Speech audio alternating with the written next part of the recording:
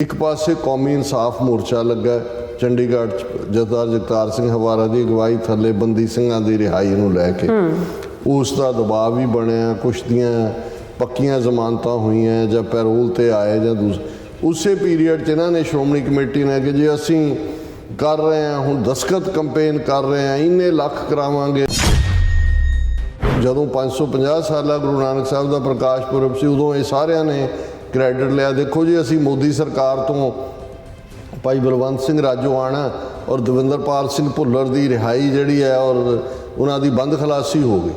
हुण वो 2019 550 साल सी, इस गल नूं भी 4 साल हो गए। बलवंत सिंह राजोआणा ने पिछले दिनों एक चिट्ठी अकाल तख्त के जथेदार नूं लिखी कि इन्ने दिनों के अदरवाइज मैं भुख हड़ताल करांगा, श्रोमणी कमेटी को कहो भी पटीशन वापस लै जी की हुई है और मैं जो भी उसका अंजाम उन्होंने भुगतन लई तैयार है। वो धामी ने भी सिर के उत्ते पढ़ चुकी हुई है दस्तखतां की, वो कागज़ां की, दूजियां ने भी चुकी हुई है कि जी असी हुण गवर्नर नूं मिलन चले और ये जिहड़ा गवर्नर नूं मिल के साडी 26 लाख जिहड़े सिग्नेचर कराए ने दुनिया भर के सिखां दे, ये जिहड़े ने रिप्रजेंटेशन इन्हां सिग्नेचर्स नूं लैके असी प्रेजिडेंट नूं सबमिट करने ने। बीबी कमलजीत कौर जिहड़े उन्हां दे भैन जी ने उन्हां दी एक लिखत पिछले दिनों 1-2 दिन तो सर्कुलेशन च है जिहदे च उन्होंने कहा कि जी ये सब रले हुए हैं, श्रोमणी कमेटी भी और दूजी भी। उन्होंने कहा जी ये अकाली लीडर जिहड़े ने वो विआहां शादियां दे उसे रवनीत बिट्टू दे नाल जप्पियां पा रहे हुंदे भी इन्हां दा किरदार की है, ये करना की चाहुंदे ने।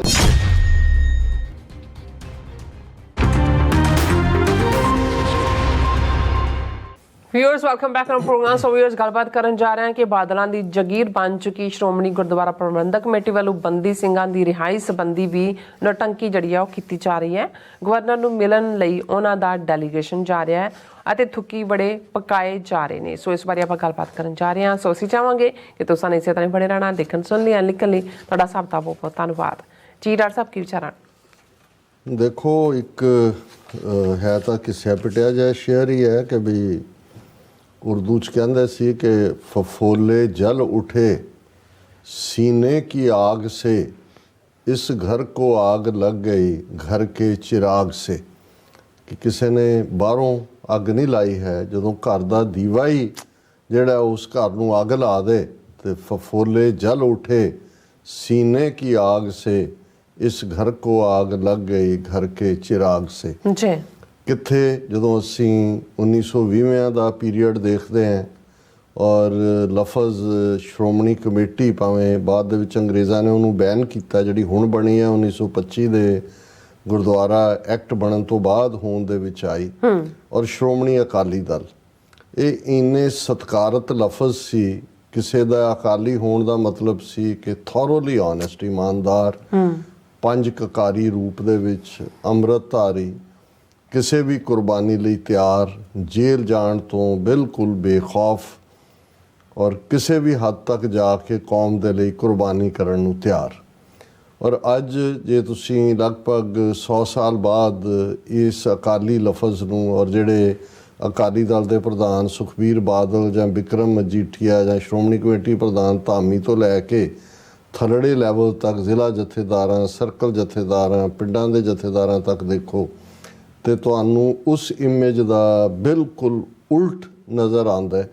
और किवें श्रोमणी कमेटी पंथक प्लेटफॉर्म नूं तज के किवें RSS दे हत्थां दे विच बादलों ने इनू जगीर बनाया, RSS का एजेंडा किवें सामने आया। पिछले दिनों च एक जिहड़ा एक्टिविस्ट ने, सिख एक्टिविस्ट बलदेव सिंह सरसाई उन्हों का नाम है, वो लगातारता नाल 6-7 किताबां जिहड़ियां श्रोमणी कमेटी ने छापियां ने RSS दियां, गुरु तेग बहादुर साहब बारे की क्या, 10वें पातशाह बारे की क्या, दूजा की क्या।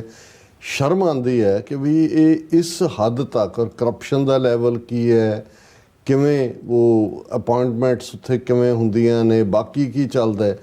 लेकिन किवें अकाल तख्त का जथेदार श्रोमणी कमेटी का मुलाजम जिहड़ा थोड़ा बहुत इंडिपेंडेंटली कौम के भले की गल करन वाला, भावें 20 चों 15 नुकते इन्हां दे गुण गाण वाला होए, उन्होंने भी वो टॉलरेट नहीं करते। जिवें ज्ञानी हरप्रीत सिंह दे नाल होया, 4 साल उन्होंने एक्टिंग लई रखिया, उन्होंने लगता भी ये सोचता है कुछ ना कुछ। फिर ਰਘਬੀਰ ਸਿੰਘ ਨਾਂ ਦੇ ਸੱਜਣ ਨੂੰ ਲੈ ਆਏ ਜਿਹੜੇ ਉਹ ਲਿਖੀ ਲਿਖਾਈ ਪਾਠ ਪੜ੍ਹ ਦਿੰਦੇ ਨੇ। ਔਰ ਕਿਸੇ ਦਾ ਕੋਈ ਨਹੀਂ ਹੈ ਕਿ ਭਾਈ ਤੁਸੀਂ ਅਕਾਲ ਤਖਤ ਦੀ ਅਹਿਮੀਅਤ, ਸਿੱਖੀ ਰਵਾਇਤਾਂ, ਸਿੱਖੀ ਵੈਲਿਊਜ਼, ਆਜ਼ਾਦੀ ਜਾਂ ਖਾਲਿਸਤਾਨ ਦੀ ਗੱਲ ਤਾਂ ਛੱਡੋ, ਕੁੱਲ ਮਿਲਾ ਕੇ ਜਿਸ ਕਿਸਮ ਦੇ ਬ੍ਰਹਿਮਨਿਕਲ ਰਿਚੁਅਲ ਇਹ ਕਰਨ ਤੇ ਲੱਗੇ ਹੋਏ ਨੇ, ਬਾਹਰ ਆਉਂਦੇ ਨੇ, ਕਿਸ ਕਿਸਮ ਦੇ ਲੋਕਾਂ ਕੋਲੇ ਰੁਕਦੇ ਨੇ, ਰਹਿੰਦੇ ਨੇ, ਕਿਵੇਂ ਪੈਸੇ ਇਕੱਠੇ, ਹਰ ਕੋਈ ਜਾਣਦੇ ਆ ਵੀ ਬਹੁਤ ਵਾਰ ਜ਼ੁਬਾਨ ਅਸੀਂ ਵੀ ਬੰਦ ਕਰ ਲੈਂਦੇ ਆ ਕਿ ਭਾਈ ਲੈ ਦੇ ਕੇ ਫਿਰ ਅਕਾਲ ਤਖਤ ਦੀ ਜਾਂ ਸਾਡੀ ਆਪਣੀ ਪ੍ਰੈਸਟੀਜ ਦੇ ਉੱਤੇ ਹੀ ਸਵਾਲ ਉੱਠਦੇ ਨੇ। ਲੇਕਿਨ ਇਹਨਾਂ ਨੇ ਬਿਲਕੁਲ ਬੇਸ਼ਰਮੀ ਦੇ ਨਾਲ ਹੁਣ ਇੱਕ ਪਾਸੇ ਕੌਮੀ ਇਨਸਾਫ ਮੋਰਚਾ ਲੱਗਾ ਚੰਡੀਗੜ੍ਹ 'ਚ ਜਥੇਦਾਰ ਜਗਤਾਰ ਸਿੰਘ ਹਵਾਰਾ ਦੀ ਅਗਵਾਈ ਥੱਲੇ ਬੰਦੀ ਸਿੰਘਾਂ ਦੀ ਰਿਹਾਈ ਨੂੰ ਲੈ ਕੇ ਉਸ ਦਾ ਦਬਾਅ ਵੀ ਬਣਿਆ। ਕੁਛ ਦੀਆਂ ਪੱਕੀਆਂ ਜ਼ਮਾਨਤਾਂ ਹੋਈਆਂ ਜਾਂ ਪੈਰੋਲ ਤੇ ਆਏ ਜਾਂ ਉਸੇ ਪੀਰੀਅਡ 'ਚ ਇਹਨਾਂ ਨੇ ਸ਼੍ਰੋਮਣੀ ਕਮੇਟੀ ਨੇ ਕਿ ਜੇ ਅਸੀਂ ਕਰ ਰਹੇ ਹਾਂ ਹੁਣ ਦਸਤਖਤ ਕੰਪੇਨ ਕਰ ਰਹੇ ਹਾਂ, ਇੰਨੇ ਲੱਖ ਕਰਾਵਾਂਗੇ, ਫਿਰ ਉਹ ਚੁੱਪ ਜੇ ਕਰਕੇ ਜਦੋਂ ਲੱਗਾ ਕਿ ਵੀ ਹੋ ਰਿਹਾ, ਕਿਉਂਕਿ ਸੁਖਬੀਰ ਬਾਦਲ ਐਂਡ ਕੰਪਨੀ ਦਾ ਕਾਲ ਉਡੀਕ ਰਿਹਾ ਨੇ ਅਮਿਤ ਸ਼ਾਹ ਦੀ ਕਿ ਵੀ ਕਦੋਂ ਆਏ। ਫਿਰ ਇੱਕ ਪਾਸੇ ਜਦੋਂ 550 ਸਾਲਾ ਗੁਰੂ ਨਾਨਕ ਸਾਹਿਬ ਦਾ ਪ੍ਰਕਾਸ਼ ਪੁਰਬ ਸੀ ਉਦੋਂ ਇਹ ਸਾਰਿਆਂ ਨੇ ਕ੍ਰੈਡਿਟ ਲਿਆ। ਦੇਖੋ ਜੀ ਅਸੀਂ ਮੋਦੀ ਸਰਕਾਰ ਤੋਂ ਭਾਈ ਬਲਵੰਤ ਸਿੰਘ ਰਾਜੋਆਣਾ ਔਰ ਦਵਿੰਦਰਪਾਲ ਸਿੰਘ ਭੁੱਲਰ ਦੀ ਰਿਹਾਈ ਜਿਹੜੀ ਹੈ ਔਰ ਉਹਨਾਂ ਦੀ ਬੰਦ ਖਲਾਸੀ ਹੋ ਗਈ। ਹੁਣ ਉਹ 2019 'ਚ 550 ਸਾਲਾ ਸੀ, ਇਸ ਗੱਲ ਨੂੰ ਵੀ 4 ਸਾਲ ਹੋ ਗਏ। ਹੁਣ ਕੋਈ ਉਹਦੇ ਤੇ ਕੋਈ ਐਕਸ਼ਨ ਨਹੀਂ। ਅਪੀਲ ਬਲਵੰਤ ਸਿੰਘ ਰਾਜੋਆਣਾ ਦੀ ਪਵਾਤੀ ਪ੍ਰੈਜ਼ੀਡੈਂਟ ਕੋਲ ਕਿ ਜੀ ਉਮਰ ਕੈਦ 'ਚ ਜਿਹੜਾ ਉਹ ਫਾਂਸੀ ਦੀ ਸਜ਼ਾ ਖਤਮ ਹੋਈ, ਆਲਰੇਡੀ 25-30 ਸਾਲ ਕੱਟ ਚੁੱਕੇ ਨੇ। ਹੁਣ ਈਵਨ ਇਸ ਦੇ ਉੱਤੇ ਬਲਵੰਤ ਸਿੰਘ ਰਾਜੋਆਣਾ ਨੇ ਪਿਛਲੇ ਦਿਨਾਂ 'ਚ ਇੱਕ ਚਿੱਠੀ ਅਕਾਲ ਤਖਤ ਦੇ ਜਥੇਦਾਰ ਨੂੰ ਲਿਖੀ ਕਿ ਇੰਨੇ ਦਿਨਾਂ ਦੇ ਵਿੱਚ ਅਦਰਵਾਈਜ਼ ਮੈਂ ਭੁੱਖ ਹੜਤਾਲ ਕਰਾਂਗਾ। ਸ਼੍ਰੋਮਣੀ ਕਮੇਟੀ ਨੂੰ ਕਹੋ ਵੀ ਪਟੀਸ਼ਨ ਵਾਪਸ ਲੈ ਜਿਹੜੀ ਕੀਤੀ ਹੋਈ ਹੈ ਔਰ ਮੈਂ ਜੋ ਵੀ ਉਹਦਾ ਅੰਜਾਮ ਉਹਨੂੰ ਭੁਗਤਣ ਲਈ ਤਿਆਰ ਹੈ। ਹੁਣ ਬੀਬੀ ਕਮਲਜੀਤ ਕੌਰ ਜਿਹੜੇ ਉਹਨਾਂ ਦੇ ਭੈਣ ਜੀ ਨੇ, ਉਹਨਾਂ ਦੀ ਇੱਕ ਲਿਖਤ ਪਿਛਲੇ ਦਿਨਾਂ 'ਚ 1-2 ਦਿਨ ਤੋਂ ਸਰਕੂਲੇਸ਼ਨ 'ਚ ਹੈ ਜਿਹਦੇ 'ਚ ਉਹਨਾਂ ਨੇ ਕਿਹਾ ਕਿ ਜੀ ਇਹ ਸਭ ਰਲੇ ਹੋਏ ਨੇ, ਸ਼੍ਰੋਮਣੀ ਕਮੇਟੀ ਵੀ ਔਰ ਦੂਜੀ ਵੀ। ਹੁਣ ਜਦੋਂ ਉਹਨਾਂ ਦੀ ਰਿਹਾਈ ਦੀ ਗੱਲ ਤੁਰਦੀ ਹੈ ਤੇ ਰਵਨੀਤ ਸਿੰਘ ਬਿੱਟੂ ਜਿਹੜਾ ਹੈ ਉਹ ਕੋਈ ਬਿਆਨ ਦਾਗ ਦਿੰਦਾ ਨਹੀਂ। ਉਹਨਾਂ ਨੇ ਕਿਹਾ ਜੀ ਇਹ ਅਕਾਲੀ ਲੀਡਰ ਜਿਹੜੇ ਨੇ ਉਹ ਵਿਆਹਾਂ ਸ਼ਾਦੀਆਂ ਦੇ ਉਸੇ ਰਵਨੀਤ ਬਿੱਟੂ ਦੇ ਨਾਲ ਜੱਫੀਆਂ ਪਾ ਰਹੇ ਹੁੰਦੇ ਨੇ ਵੀ ਇਹਨਾਂ ਦਾ ਕਿਰਦਾਰ ਕੀ ਹੈ, ਇਹ ਕਰਨਾ ਕੀ ਚਾਹੁੰਦੇ ਨੇ। ਅਸੀਂ ਇਹੀ ਦੇਖਦੇ ਹਾਂ ਕਿ ਵੀ ਬਿਲਕੁਲ ਜਿਹੜਾ ਇਸ਼ੂ ਕੋਈ ਆਉਂਦਾ ਜਿਵੇਂ ਉਹਦੇ ਵੇਲੇ ਚੁੱਪ ਕਰ ਜਾਂਦੇ ਨੇ।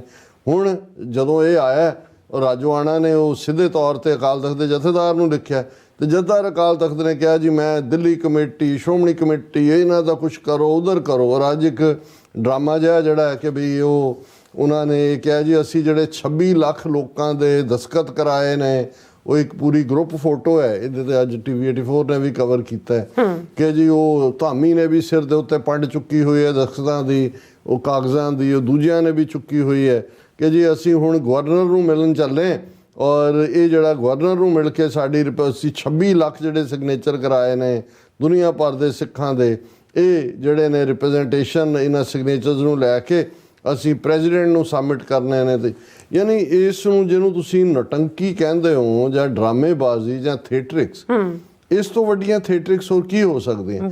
ਔਰ ਅਕਾਲ ਤਖਤ ਦੀ ਪੋਜੀਸ਼ਨ ਨੂੰ ਇਵੇਂ ਨੀਵਾਂ ਕੀਤਾ ਗਿਆ। ਈਵਨ ਬੀਬੀ ਕਿਰਨਜੋਤ ਕੌਰ ਜਿਹੜੀ ਮਾਸਤਾਰਾ ਸਿੰਘ ਦੀ ਦੋਤੀ ਹੈ, ਸ਼੍ਰੋਮਣੀ ਕਮੇਟੀ ਮੈਂਬਰ ਵੀ ਹੈ, ਕਿਸੇ ਵੇਲੇ ਐਗਜ਼ੈਕਟਿਵ ਮੈਂਬਰ ਸੀ, ਉਹਨਾਂ ਨੇ ਅੱਜ ਉਹ ਟਵੀਟ ਸੀ ਉਹਨਾਂ ਦਾ ਘੁੰਮ ਰਿਹਾ ਕਿਤੇ ਕਿ ਅਕਾਲ ਤਖਤ ਤੇ ਗੁਰੂ ਗ੍ਰੰਥ ਸਾਹਿਬ ਦੀ ਹਜ਼ੂਰੀ ਵਿੱਚ ਗੁਰੂ ਪੰਥ ਦਾ ਕਿਸੇ ਮਸਲੇ ਤੇ ਗੁਰਮਤਾ ਕਰਨ ਦੀ ਪੰਥਕ ਰਵਾਇਤ ਹੈ।